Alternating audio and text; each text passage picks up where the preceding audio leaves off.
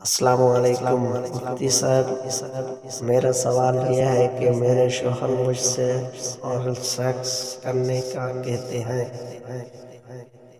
میں پیار سے سمجھاتی ہوں کہ یہ ناجائز ہے، وہ پھر بھی نہیں مانتے۔ اگر میں ان سے شرعی طور سے سیکس کا کہتی ہوں تو وہ انٹرنیٹ پر برہنہ عورتوں کو دیکھ کر احترام کر لیتے تھے۔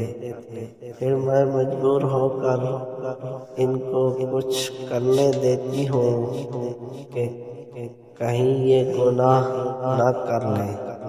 مفتی صاحب، یہ دور بہت شہوت کا دور ہے، ہر طرح کے گناہ تک رسائی آسان ہے۔ میرا دل اندر سے بے چین ہو جاتا ہے کیونکہ دل اور پر راضی نہیں ہوتا، لیکن پھر شوہر کو گناہ سے بچانے کے لیے مجھے یہ سب کرنا پڑتا ہے۔ اب جو مجھ سے بھی ہو چکا ہے، اس پر کیا حکم ہے؟ کیا معافی کی کون سی صورت ہے؟ اور آئندہ کے لیے اپنے شوہر کو کیسے سمجھاؤں؟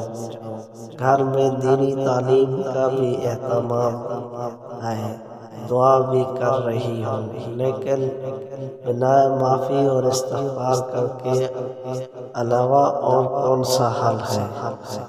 اور سیکس سے مراد اگر جو منع اور بوسہ لینا ہو تو یہ شرعاً جائز ہے، البتہ شوہر کا زوج ناصر کو منہ میں لینا نامناسب اور مکروہ فعل ہے۔